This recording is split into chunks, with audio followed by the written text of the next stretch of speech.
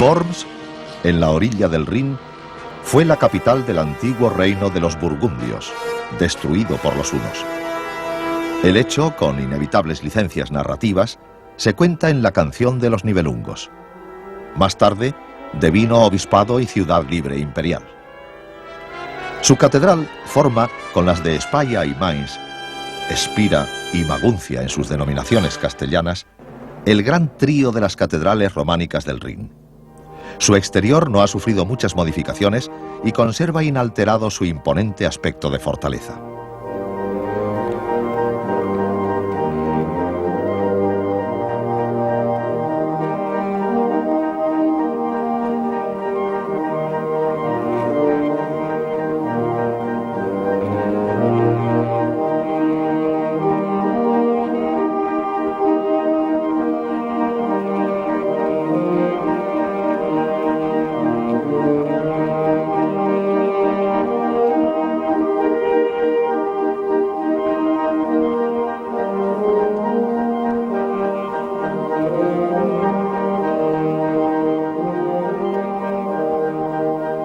En su sombrío interior se puede ver una serie de relieves tardogóticos que adornaron en otro tiempo el pasillo de un claustro anejo.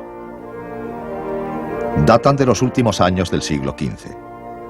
Lo que podríamos llamar la sensibilidad gótica perduró en el mundo germánico hasta bien entrado el siglo XVI, y su lenta sustitución por las formas renacentistas o italianas se produjo con suavidad, significando de hecho una fractura menor que la transición del románico al gótico.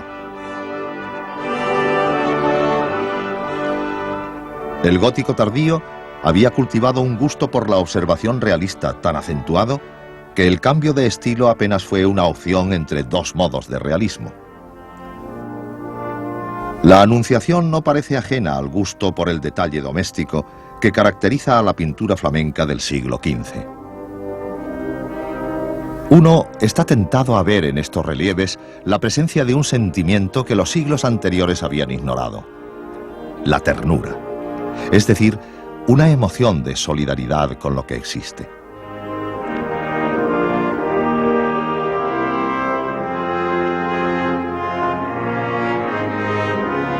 Worms tuvo, como la mayoría de las ciudades renanas, una importante población judía. Su sinagoga fue destruida en 1938 y reconstruida en la posguerra. Del original apenas queda el baño ritual de las mujeres. Aunque en Worms tuvieron lugar más de 100 dietas imperiales, la más conocida es aquella de 1521, en la que Lutero compareció ante el emperador Carlos V y se negó a retractarse de sus tesis de Wittenberg. El siglo XIX, que amó el lenguaje simbólico y el bronce, dedicó este monumento a la Reforma. Flanquean a Lutero los dos príncipes que le apoyaron: Federico, elector de Sajonia, y Felipe, conde de Hesse. Rodean el pedestal estatuas de 4 reformadores: el francés Pedro Baldó, el inglés Juan Wycliffe, el bohemio Juan Hus y el italiano Savonarola. Todos ellos comparten el ardor profético y la implicación política de sus predicaciones. El triunfo de Lutero los rescata de su condición herética y los eleva al rango de precursores. Los medallones de Calvino y Zuinglio testimonian otros modos de la Reforma. Otro monumento alegórico, en este caso pintado, conservado en el Museo Nacional de Ámsterdam, recuerda la abdicación del emperador Carlos V, decepcionado quizá de su sueño medieval de cristiandad unida. Aquí le vemos distribuyendo su herencia: la corona imperial y las tierras familiares de los Austria a su hermano Fernando, sus reinos y posesiones de España, Italia, Países Bajos y América a su hijo Felipe. Las tierras y los mares acatan su dominio y le ofrendan sus riquezas. El cuadro fue pintado por Franz Fransken II, pintor de Amberes, más de medio siglo después del hecho. Su claro contenido de propaganda política sugiere un encargo quizá de la nieta del emperador, la infanta de España y archiduquesa de Austria, Isabel Clara Eugenia.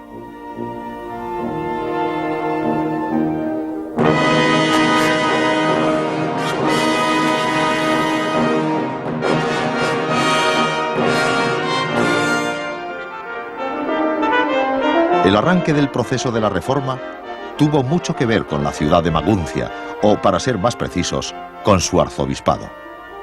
Maguncia era la sede primada de Alemania y su arzobispo, archicanciller del imperio. Además de ello, el arzobispo era príncipe elector en un reducido colegio de 7. En 1514, el capítulo de la catedral había elegido arzobispo a Alberto de Brandenburgo, de 23 años, hermano del elector de aquella marca y ya arzobispo de Magdeburgo. Para salvar los escrúpulos del Papa León X en autorizar la posesión de 2 sedes, Alberto hizo un generoso donativo para las obras de la Basílica de San Pedro con dinero prestado por los Fúcar. Para resarcirse, obtuvo más tarde del Vaticano la concesión para predicar una indulgencia en sus diócesis, cuyos ingresos estaba previsto que fueran al Papa y a él mismo a partes iguales. Y en estas surgió Lutero.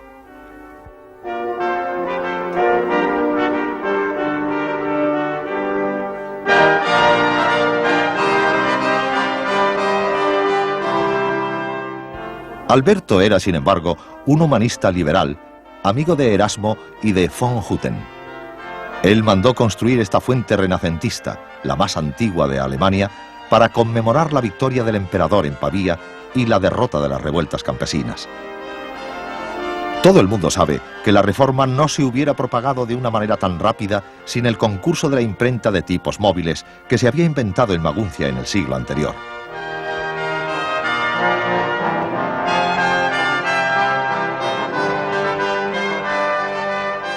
La llamada Casa del Emperador Romano alberga hoy el Museo Gutenberg. Los príncipes electores gobernaban la ciudad y sus territorios y ejercían una notable influencia en los asuntos del imperio. Su hermoso palacio renacentista fue empezado a construir en 1627, en plena Guerra de los 30 años, y no se terminó hasta 1752. En el ínterin, Maguncia fue ocupada por los suecos de 1631 a 1636. Durante la ocupación, la ciudad perdió la cuarta parte de sus edificios, más de 1/3 de su población y más de la mitad de su riqueza. Andando el tiempo, Maguncia fue saqueada por las tropas de Luis XIV, las de la Convención y las napoleónicas.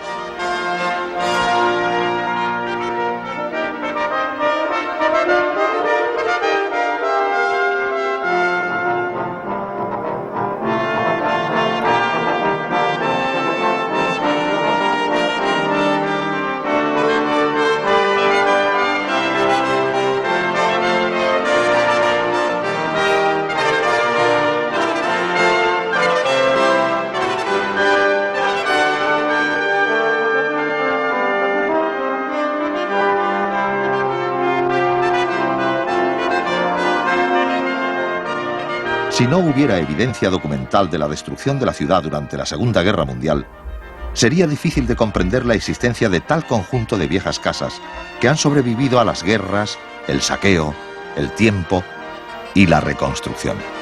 Estas casas, que se adornan para ser vistas, revelan una alegría de vivir bien arraigada en la conciencia popular alemana.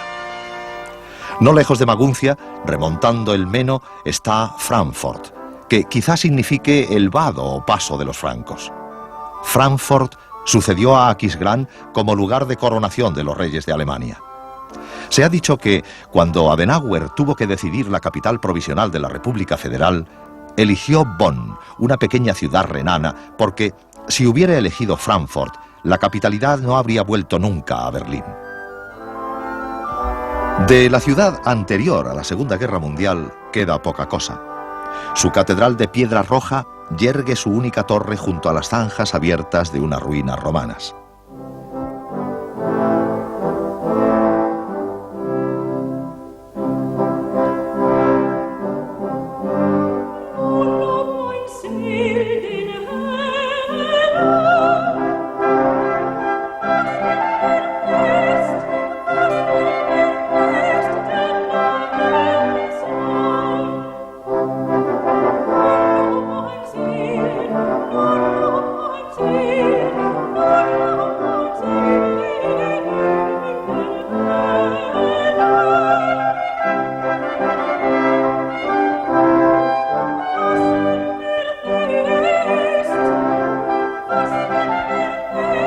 En el interior se pueden ver varias muestras del gótico tardío alemán. Esta dormición de la Virgen, de severa monumentalidad, está fechada en 1437. El hacinamiento en la agrupación de personajes, típico del arte del relieve, no impide el afán de singularizarlos en un repertorio de actitudes ante el suceso vagamente expresionista. El llamado retablo de la Sagrada Familia despliega, por debajo del trono de Dios Padre, una compleja iconografía de la infancia de Jesús, en la que destacan las figuras femeninas.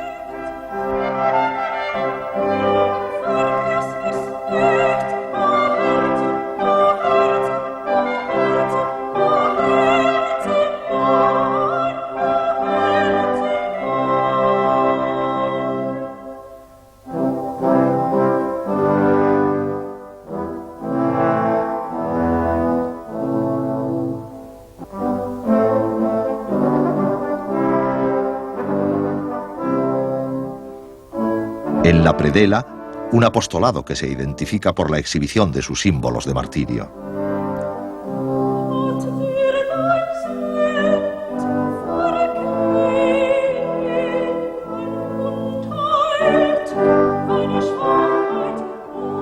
El retablo de Santa Ana abandona la rígida composición en pirámide tradicional en el asunto para darle un tratamiento menos hierático y más emotivo.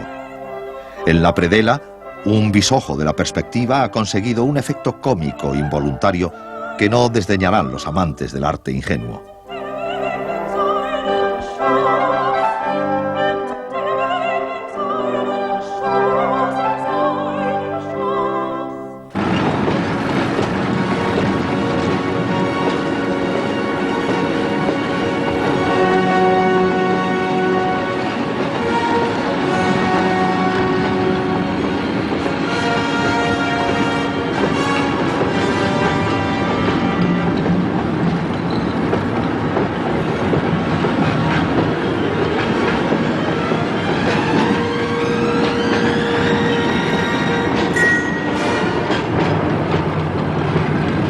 El Rin, agua que fluye, ha sido a lo largo de la historia elemento de unificación y separación, frontera y puente. Este parece ser el destino contradictorio de los grandes ríos que facilitan la comunicación, pero son abrumadoramente evidentes como líneas de separación. El primero que fue consciente de ello fue Julio César, que estableció en la margen izquierda del río la frontera de la Galia romana desde el lago de Constanza hasta su desembocadura en el Mar del Norte. Esta delimitación histórica, que no sobrevivió a Augusto, sirvió siglos más tarde para apoyar la teoría del Rin como frontera natural de Francia, en cuya creación confluían así la divinidad y Julio César. La verdad es que, perdida la noticia de las tribus celtas que poblaron el Alto Rin en los primeros tiempos históricos, todos los territorios de su recorrido estuvieron siempre poblados por gentes germanoparlantes. En la Navidad del año 406, oleadas de suevos, vándalos, alanos y cuados cruzaron el río. La leyenda dice que estaba helado, e invadieron el occidente del imperio.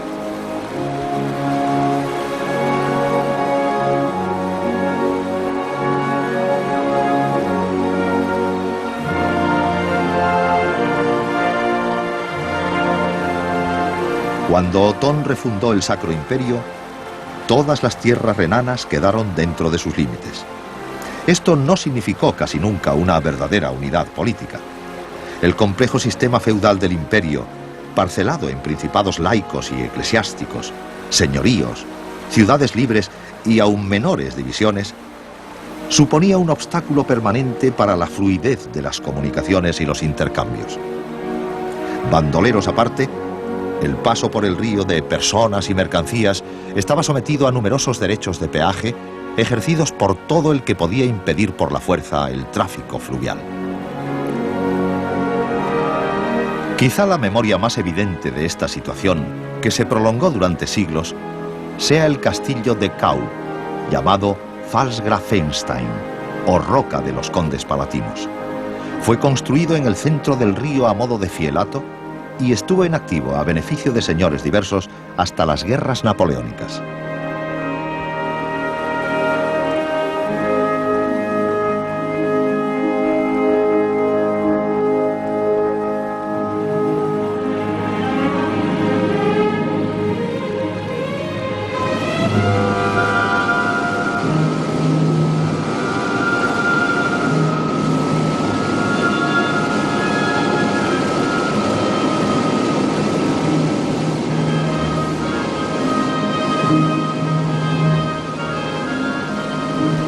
Bacharach, a la orilla izquierda del río, presume de haber sido cantada por Heine y Víctor Hugo, lo que le garantiza el amor de los románticos.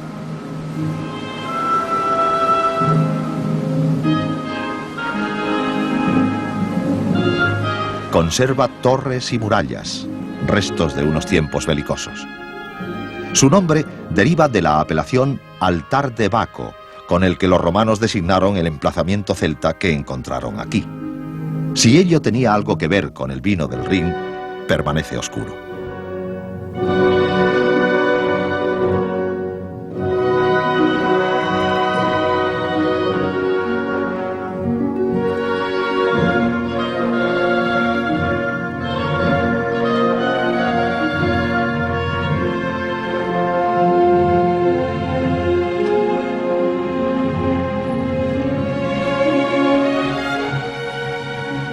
La Paz de Westfalia de 1648, que acabó con el poder real del Sacro Imperio y lo convirtió en poco más que un principado honorífico, sancionó la separación de este de los territorios del principio y el final del río.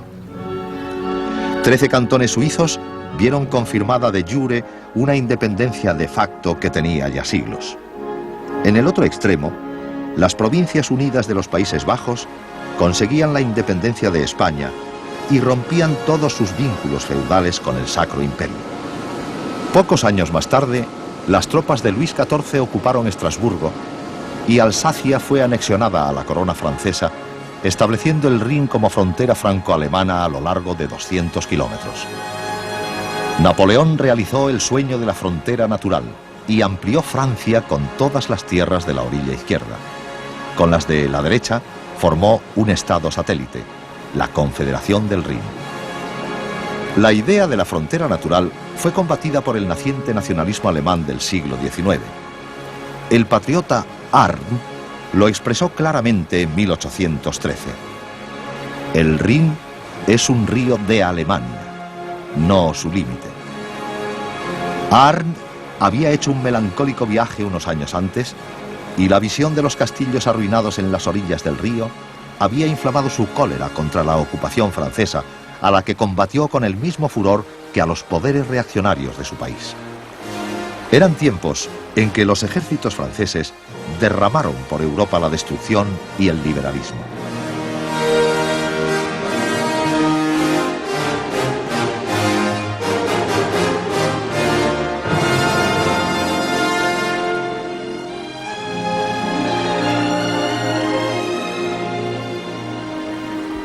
...1815 fue un año decisivo para la historia del Rin.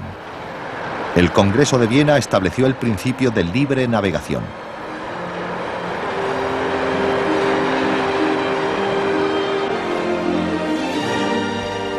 La creciente industrialización de los países ribereños, los trabajos de regulación y canalización del río y la aparición de la navegación a vapor convirtieron al Rin en la mayor ruta comercial de la Europa interior, sobre todo en su último tercio, entre el Ruhr y la red de canales holandesa. El río es navegable aguas arriba hasta Basilea, que es, por cierto, el puerto de matrícula de la flota mercante suiza. A ambos lados del tramo fronterizo franco-alemán se establecieron entre las dos guerras mundiales las famosas líneas defensivas Maginot y Siegfried. En su perpetua oscilación entre puente y frontera, los últimos años parecen haber hecho del Rin una vía de unión y sus tierras ribereñas han alcanzado una prosperidad que nunca antes tuvieron. Signo de los tiempos también, cuando la amenaza de las guerras parece haber desaparecido de su horizonte, los residuos industriales ponen en peligro su equilibrio biológico y anuncian las nuevas batallas que le tendrán por escenario.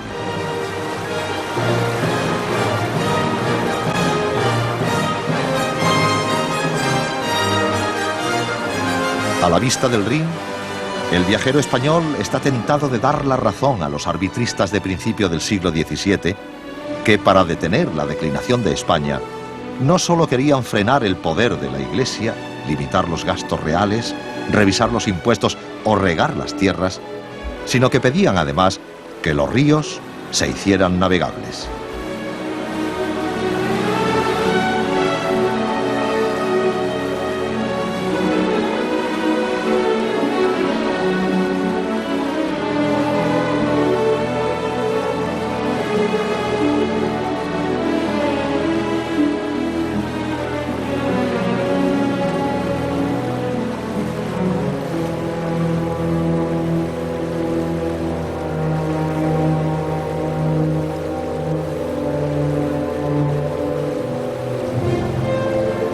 En la confluencia del Rin y el Mosela está Coblenza, del latín confluentes, ciudad que perteneció a los territorios gobernados por el arzobispo de Trèveris.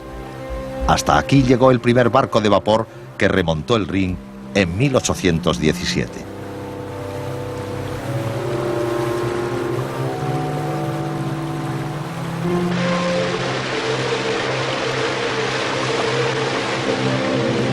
El río Els es un pequeño tributario del Mosela. Da nombre a este castillo y a la familia que lo ha poseído desde el siglo XI. La historia del castillo es una buena muestra de la fragmentación feudal del imperio y de sus tensiones permanentes. Los propietarios de Els eran caballeros del imperio, lo que suponía la dependencia directa del emperador, por muy escasas que fueran sus tierras. En el siglo XIV, el arzobispo Balduino de Trèveris, tío del emperador Carlos IV, quiso redondear sus estados del Mosela con la posesión del castillo. Los caballeros imperiales de la zona le hicieron frente, pero hubieron de rendirse después de 5 años de lucha. El castillo de Els, a diferencia de la mayoría de los del Rin, nunca ha sido destruido por la fuerza. En la Guerra de los 30 años, la rama protestante de la familia se encargó hábilmente de que no sufriera daño. En la Guerra del Palatinado, que no dejó piedra derecha en ninguna parte, la oportuna militancia de un caballero de Els como oficial de Luis XIV lo salvó nuevamente. El conjunto agrupa construcciones de los siglos XI al XVI.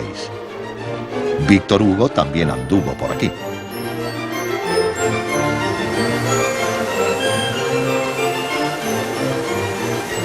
El arzobispo Balduino, que conquistó Els, consiguió la dignidad de príncipe elector para él y sus sucesores. Un poco antes, los burgueses de Trèveris habían logrado la participación en el Consejo de Gobierno, pero sus aspiraciones de ser una ciudad libre imperial nunca se cumplieron y el electorado solo terminó con el imperio. Sin embargo, la ciudad medieval alcanzó prosperidad y se convirtió en cabeza de un estado que duró 5 siglos.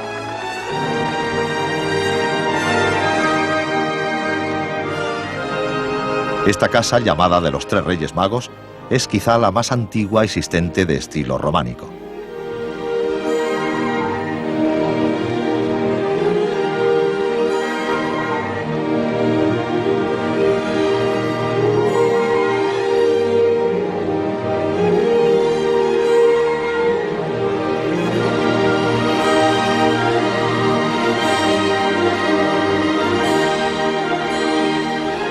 El apresamiento por tropas españolas del príncipe arzobispo Felipe Cristóbal de Sauternes, que había aceptado la oferta de protección del rey Luis XIV, fue el pretexto para la entrada de Francia en la Guerra de los 30 años, que acabaría con la hegemonía de los Habsburgo en Europa.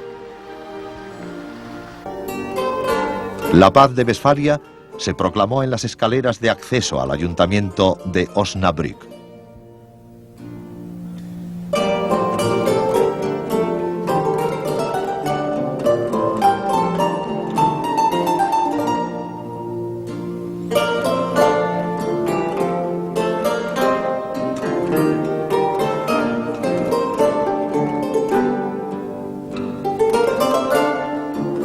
Este conserva una sala de la paz en la que cuelgan los retratos de los delegados más importantes.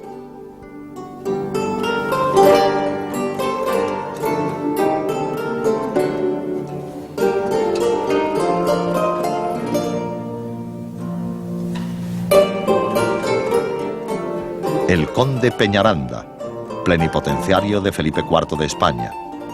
Fabio Chigi, nuncio del Papa en Colonia, que trató de impedir la negociación con los herejes. Su fervor le llevó al pontificado con el nombre de Alejandro VII.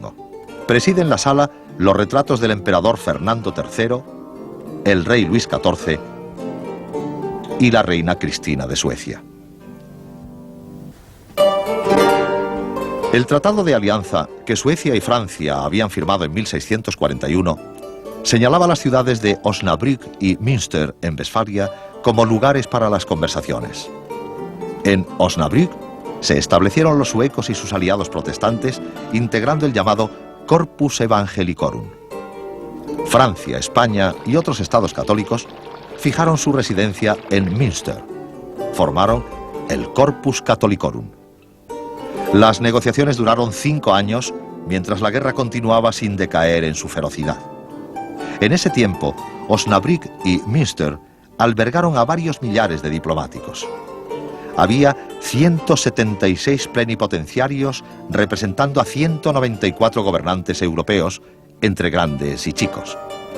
Las delegaciones abarcaban desde los 200 miembros, mujeres y niños incluidos, hasta las unipersonales de algunos pequeños principados alemanes. Hubo dificultades de alojamiento, algunos delegados tuvieron que compartir cama, pero abundancia de comida y bebida, pues de algún modo Osnabrück y Münster habían sido desmilitarizadas. La paz de Westfalia incluyó una cláusula peculiar para Osnabrück. Su obispo sería alternativamente un católico y un protestante. Este último siempre de la Casa Ducal de Braunschweig. El primero de estos fue Ernesto Augusto, más tarde elector de Hannover, cuyo heredero, que había nacido en Osnabrück, subió al trono de Gran Bretaña como Jorge I. En adelante, los obispos protestantes de Osnabrück se designaron desde Windsor. El último que ostentó el principado fue Federico, duque de York y de Albany, designado obispo de Osnabrück casi en el vientre de su madre. Jorge III, su padre, impidió al capítulo catedralicio la elección durante 8 meses hasta que el parto se produjo.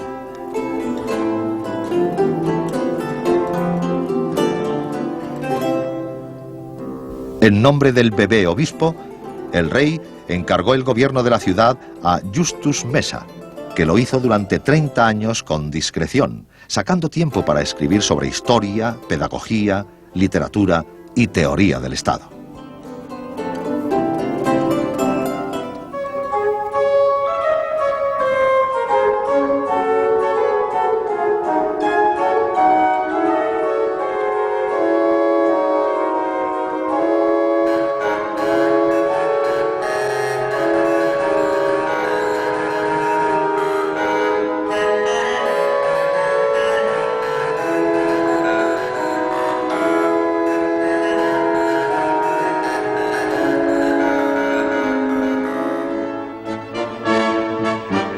Münster había sido la primera ciudad alemana donde la contrarreforma había triunfado. Antes de ello, en 1534, un grupo de anabaptistas radicales se hizo con el poder y perpetró una teocracia comunista que practicaba la poligamia mientras esperaba el inmediato fin de los tiempos. Los huesos de sus líderes se pudrieron al sol en estas jaulas de la iglesia de San Lamberto, testigos de una ira represora que no conoce el olvido. Münster es una palabra alemana para catedral. La de Münster es un hermoso edificio románico gótico que domina la plaza del mercado.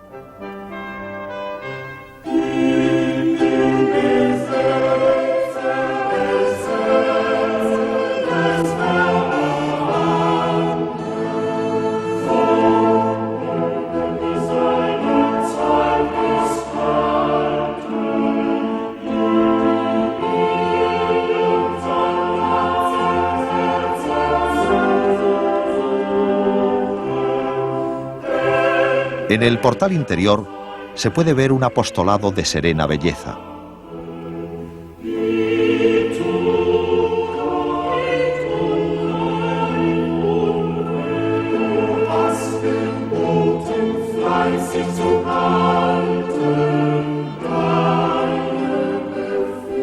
Motivos de la vida campesina adornan el conjunto.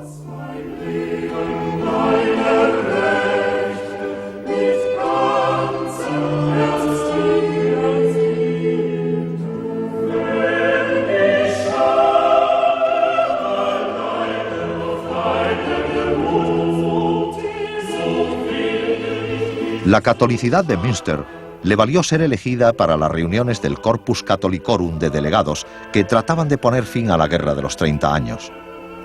En 1646, una delegación holandesa llegó a la ciudad para negociar con España el fin de su guerra de 80 años, treguas aparte.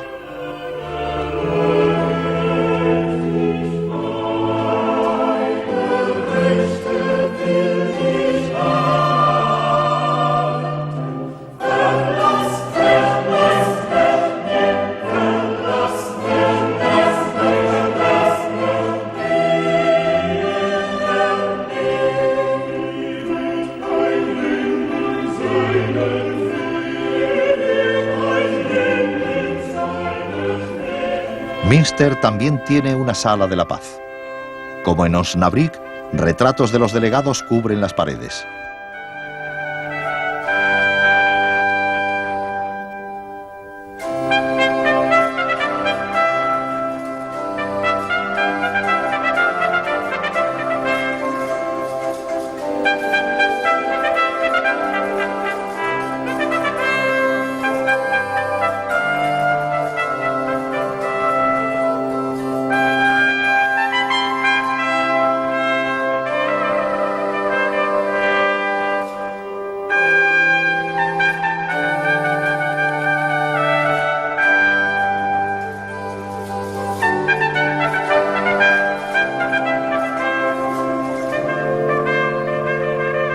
A los del emperador y Luis XIV se ha añadido aquí el de Felipe IV.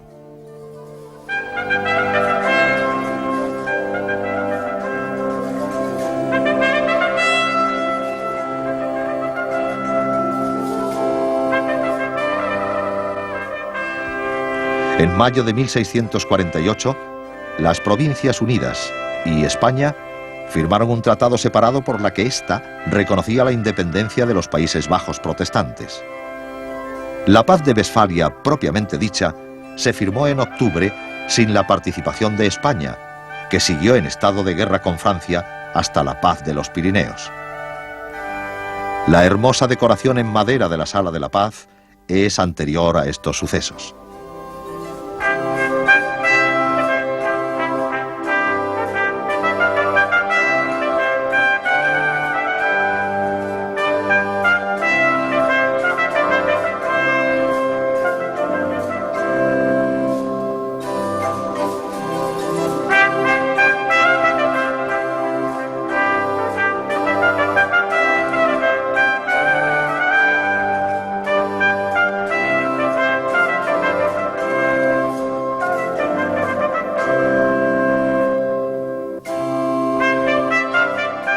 El grabado reproduce un cuadro de Ter Boch sobre el acuerdo hispano-holandés por el que pidió tanto dinero que tuvo que quedárselo. Cuando Frans Hals pintó el banquete de los oficiales de la milicia cívica de San Jorge de la ciudad de Haarlem, la tregua hispano-holandesa duraba ya 7 años. Estos ciudadanos, cerveceros, panaderos, mercaderes de diverso tipo, habían servido en la milicia durante 3 años y el Consejo de la ciudad les despedía con un banquete. Habían costeado sus propias armas y demostrado poseer al menos 100 libras flamencas para conseguir la dignidad. Su tiempo de oficio había sido pacífico, aunque la mayoría de ellos había participado en las batallas anteriores a la tregua. No el joven abanderado que se elegía casi siempre entre los ciudadanos solteros. El propio Hals pertenecía a la milicia, aunque no en grado de oficial, por lo que no está en el retrato. Él había nacido en Amberes, pero sus padres habían huido de la ciudad cuando su ocupación por las tropas españolas y el cierre a la navegación del estuario del Escalda por parte de los holandeses. La familia Hals se había establecido en Haarlem y allí vivió y pintó Hals durante toda su vida.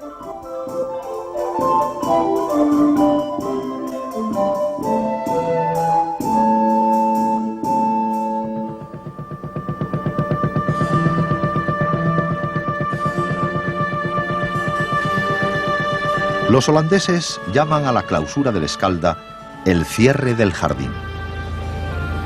Ámsterdam, que era un modesto puerto en 1585, se convirtió en pocos años en el centro de todas las rutas comerciales.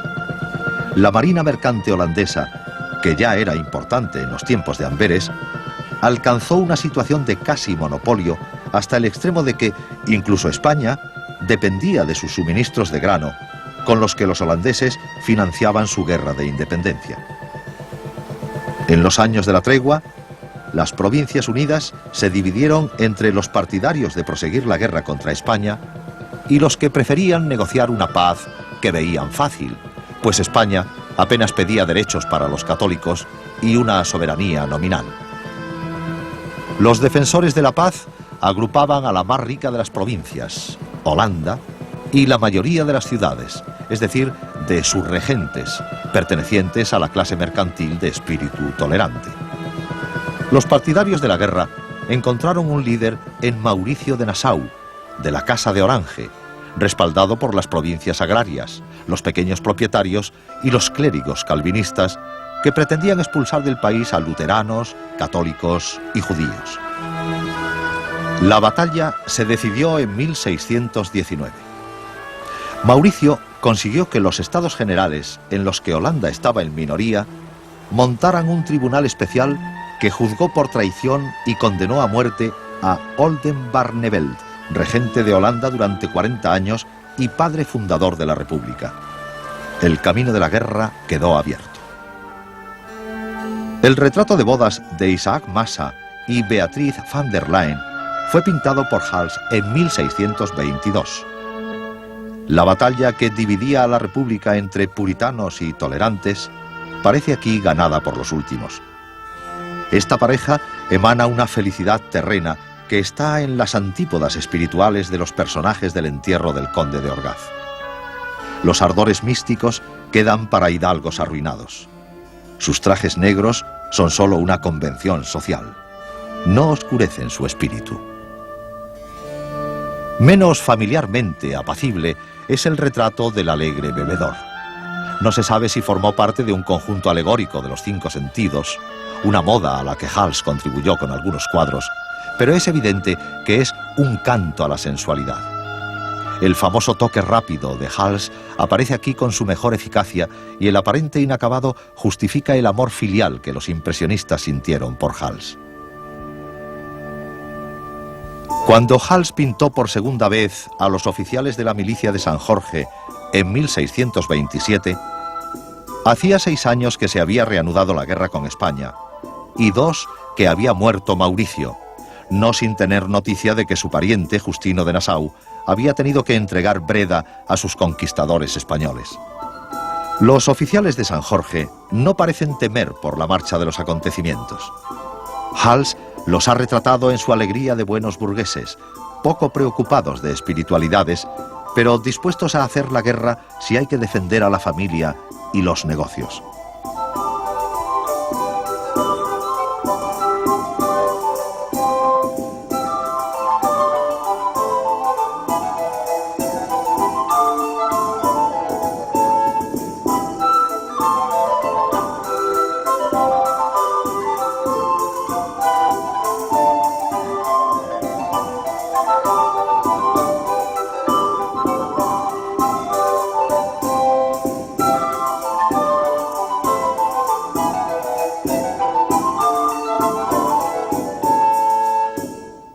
A Mauricio le había sucedido como jefe de los ejércitos de las Provincias Unidas su hermano Federico Enrique.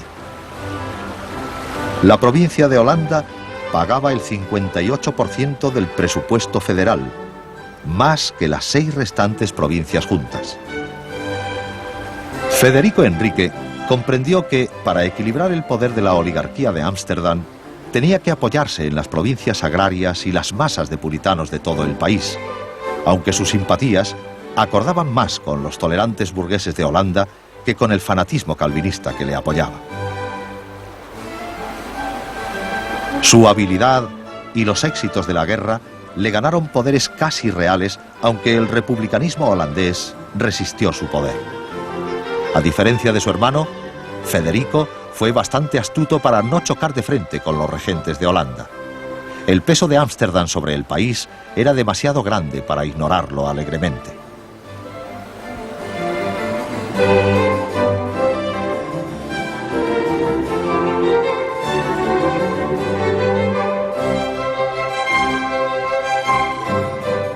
También en 1627 pintó Hals el banquete de los oficiales de la milicia de San Adrián. Por estas fechas ya había tenido 9 hijos de 2 esposas. Todavía tendría 5 más. 5 de los varones siguieron los pasos del padre, pero no excedieron un discreto nivel artesano. El cuerpo de oficiales de la Compañía de San Adrián lo componían un coronel, un fiscal o tesorero, 3 capitanes, 3 lugartenientes y 3 abanderados.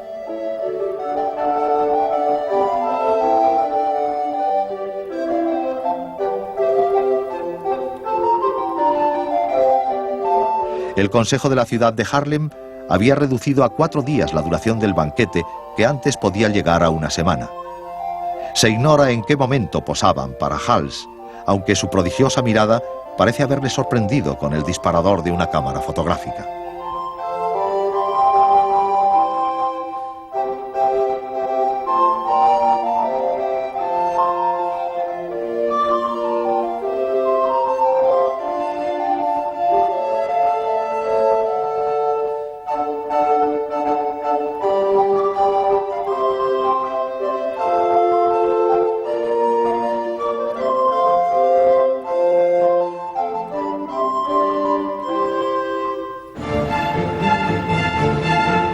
La prosperidad de Ámsterdam no fue frenada por la guerra, sino todo lo contrario. El intento español de impedir a los holandeses el comercio colonial condujo a la creación de compañías privadas para el comercio directo con las Indias Orientales. Los Estados Generales habían ordenado en 1602 su unión para reducir costos e incrementar la seguridad, lo que dio lugar a la Compañía Holandesa de las Indias Orientales. Como su rival inglesa, la compañía tenía poderes casi soberanos en las tierras bajo su dominio. En cualquier caso, el comercio oriental no era más que una modesta fracción de las ganancias del comercio europeo. Sobre bases más inestables, se organizó la Compañía de las Indias Occidentales, menos dedicada al tráfico de mercancías que al comercio de esclavos, en el que los holandeses descollaron en el siglo XVII, y a las expediciones corsarias, fundamentalmente contra barcos españoles.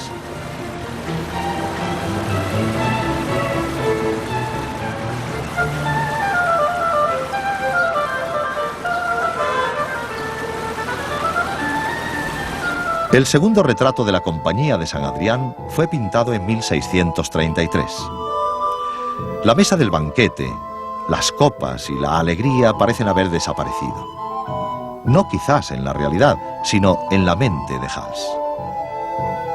Él había llevado una juventud alegre, pero ya era un cincuentón cargado de hijos y de deudas.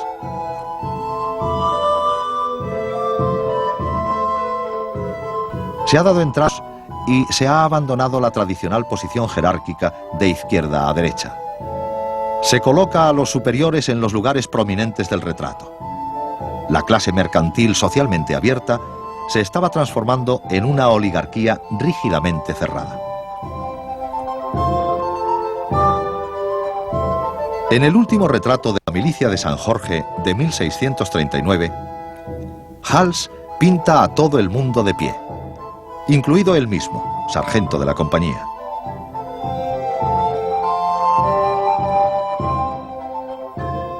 Casi todos los milicianos llevan picas. Algunos parecen demasiado mayores para la guerra. Se diría una reunión de veteranos en una ocasión conmemorativa. Han sacado del arcón los arreos, han bruñido la cazoleta de la espada y se han ceñido las bandas de raso que identifican los colores de su compañía. Solo para el retrato. Cuando acaben de posar, volverán al gobierno de sus negocios y de la ciudad.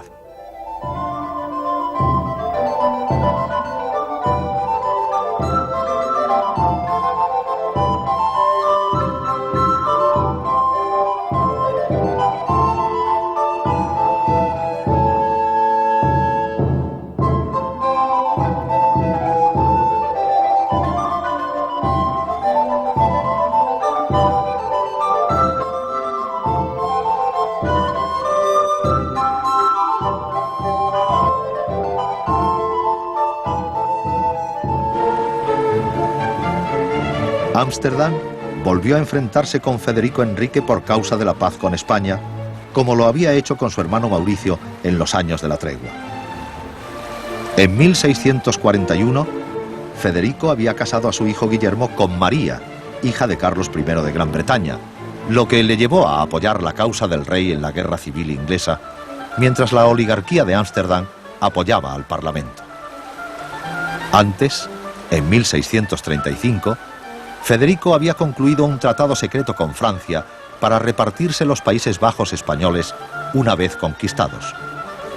El tratado proporcionó a Federico fondos franceses para proseguir la guerra, aunque su ataque sobre el sur resultó un fracaso. El clamor por la paz se hizo irresistible y los Estados Generales enviaron en 1646 una delegación a Münster para negociar con España. Federico murió un año antes de que la paz, a la que tan obstinadamente se había opuesto, se firmara en 1648.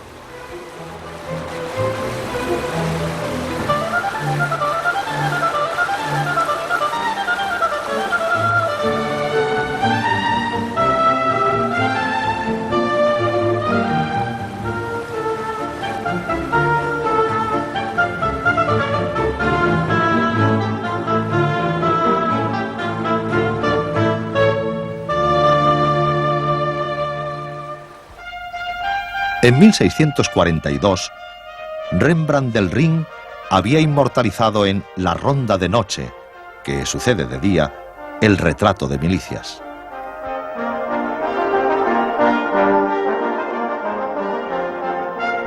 Aquí ya no se pinta a las personas, sino al movimiento. Y no hay más jerarquía que la de la luz.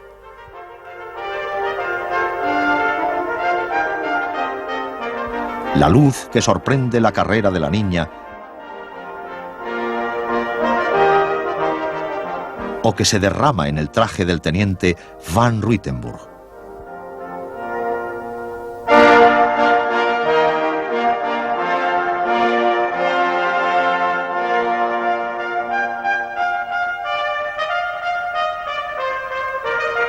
La luz que hiende las profundidades de la sombra para iluminarla con su fulgor barroco.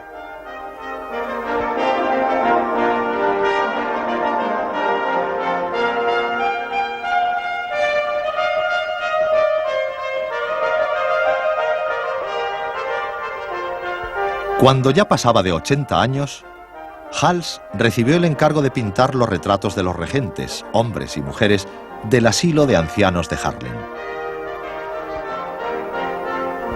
Los retratos de los regentes revelan un pesimismo sobre la condición humana propio de la edad de Hals, aunque la ferocidad de su disección muestra un vigor de maestro. El brochazo rápido despacha las vanidades de los atavíos y quedan solo los rostros bovinos de devotos satisfechos en su posesión de la verdad y la bolsa. No sabemos si encarnan la biografía de Hals o la de Holanda, si reflejan la melancolía de un genio moribundo o el ocaso de un impulso que introdujo en Europa por primera vez el gobierno de los burgueses y su espíritu democrático.